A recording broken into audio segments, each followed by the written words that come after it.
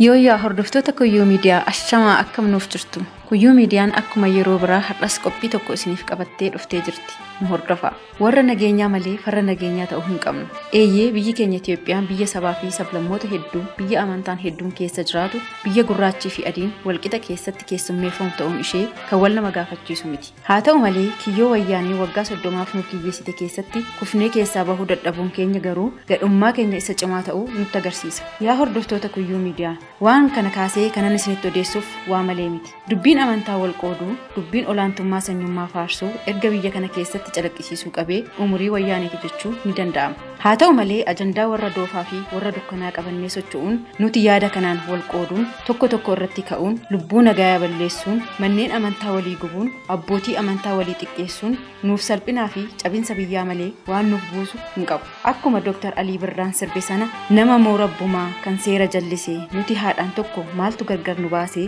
akkuma jedhe ajandaa wayyaaniin nuuf soqxee baddee wal nyaachuun maaliif nu barbaachise? Kayyoo wayyaanii erga ani du'ee araddaan hin margiin isa jedhu qabannee maaliif tarkaanfii wal dhorkinee wal sakaallaa? Akkuma muummichi ministeeraa keenya Dr. Abiy jedhan uummata miiliyoona 100 keessa maraataan hin jiru jedhanii yaaduun rakkisaadha. Rakkoon hin jiru jechuunis rakkisaadha. Duris maskiinni ni gubata, bataskaanis ni gubata. Nuun kan nu rakkise garuu rakkoo keenya irraa deebisnee barachuu dadhabuu keenyaa fi balleessaa keenya irra deddeebi'uun dabaluu keenyatu nu sakaalee jedhan.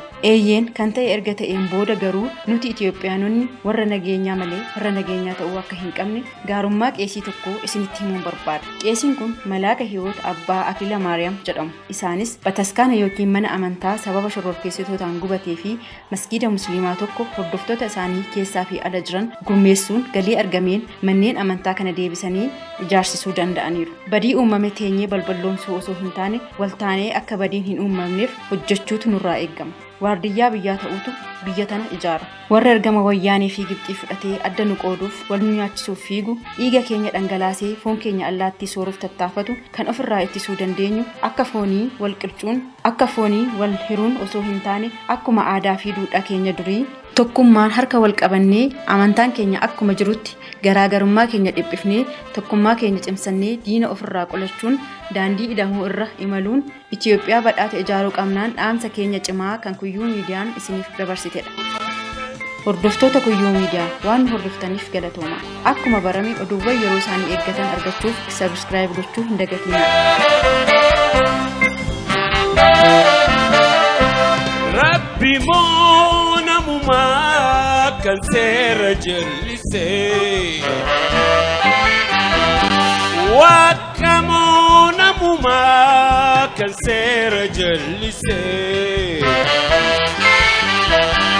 Haati teenya takka maltu addaan nu baasee Haati teenya takka eenyu addaan nu baasee eenyu addaan nu baasee